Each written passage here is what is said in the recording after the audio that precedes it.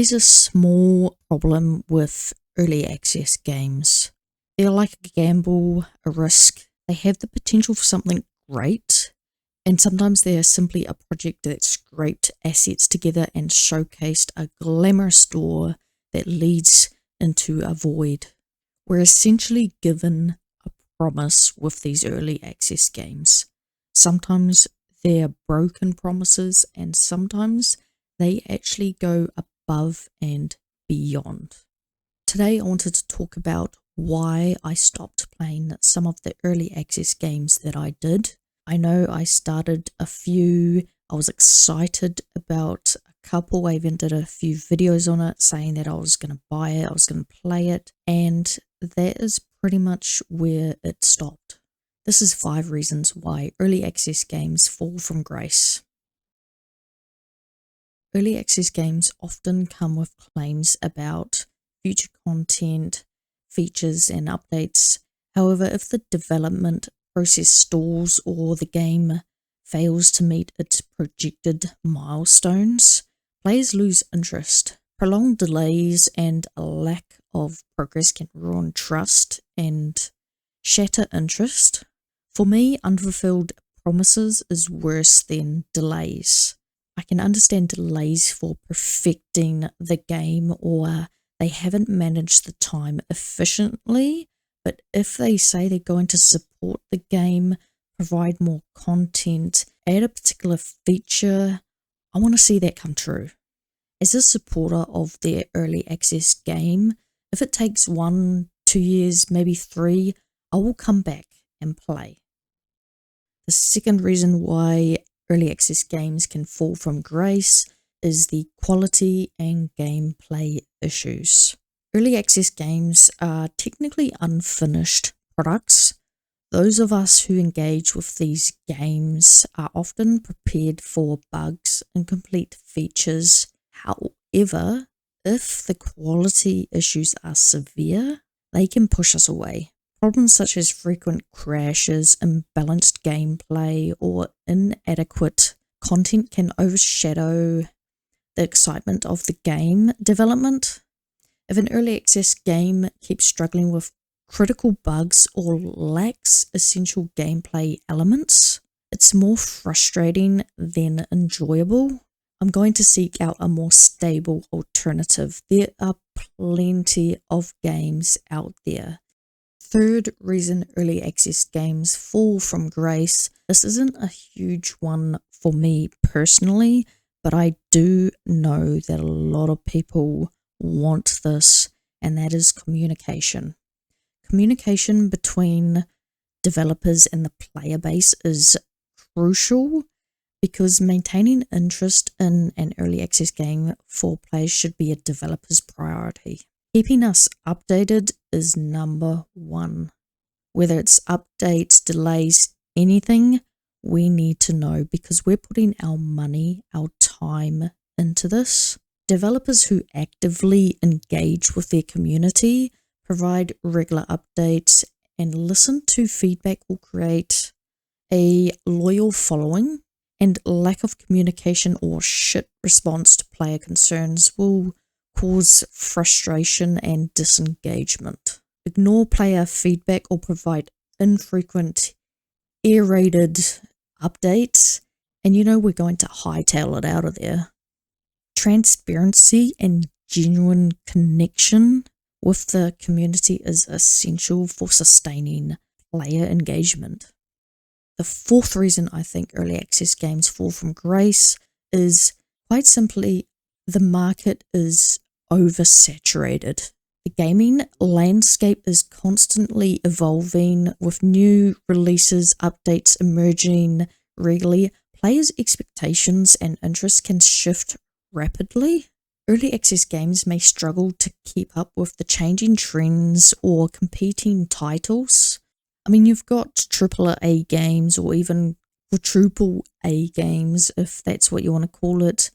But if an indie developer can pull it off, which a lot of them do, because quite frankly, well, recently, as you know, don't want to say their name, but Just quite frankly, some of these companies have not been living up to the hype or living up to the expectation that they've set.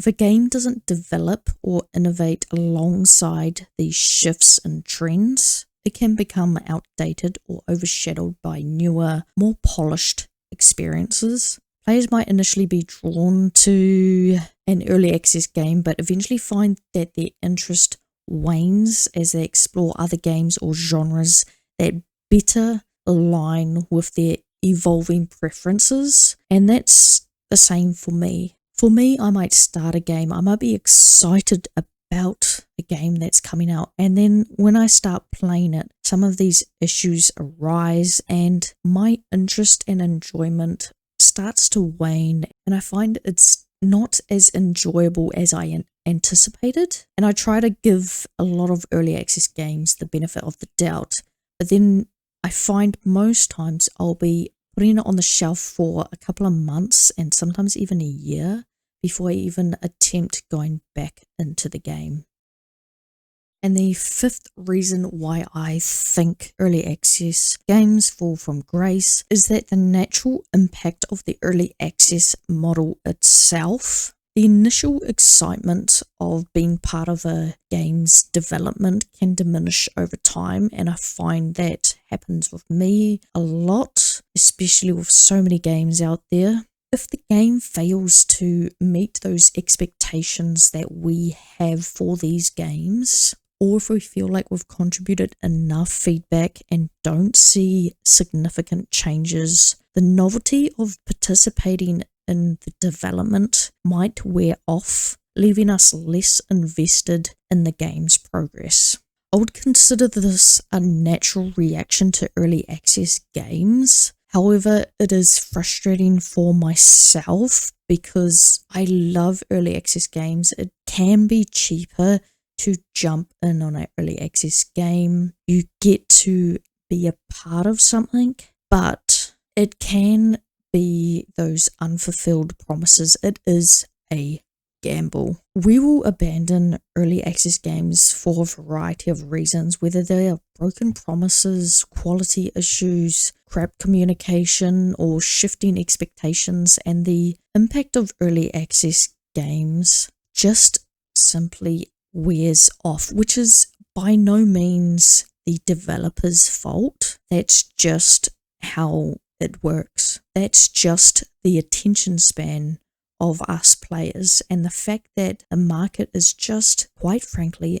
oversaturated with so many different genres, varieties, features. You can't please everyone. Early access games provide a valuable opportunity for developers to involve us in the process, but maintaining engagement requires a balance of transparency, assurance, and responsiveness to feedback. As sad as it is, these pitfalls are the reason early access games tend to fail. Just a last thought to add, and I know that some of you may disagree with what I've said, but the fact is we all have different preferences. We all have things that we expect. The amount that we pay even can affect how we feel about a game. If we spend $50-$60 on a game, I expect that game to be a AAA title or, a quadruple A title, especially if it's coming from a indie developer. And I'll look at it and go, yes, you've spent 5 years on it. What have you produced? And some developers have been absolutely phenomenal. They have outperformed AAA, quadruple A, if you want to call it that, companies. And that's where the privilege of being a smaller developer can come in handy, because if you can outperform a larger company with just you yourself as a developer and you create everything, you get a lot more positive feedback in general, just because you've done this amazing feat of creating something that a whole team took maybe a year to make, and you've spent years doing this. So this is a message for developers: do not forsake your promise. Remember, you are in a highly competitive market. It's going to be hard, but if you make it, it will be worth it because we will put our money behind you. As a gamer, I am more than happy to pay however much money I need to play a really good game. I don't care whether one person made it or an entire company made it. If the game's good, I will play it and I will sing your praises. We will sing your praises. I would like to state that the footage you see is not a statement on these games saying that they have failed. These are just some games that have been in early access and are games that I have played. By no means am I saying that these are all terrible games and that they have fallen from grace. For my opinion on these games, I will be doing a review of these, so do look forward to that.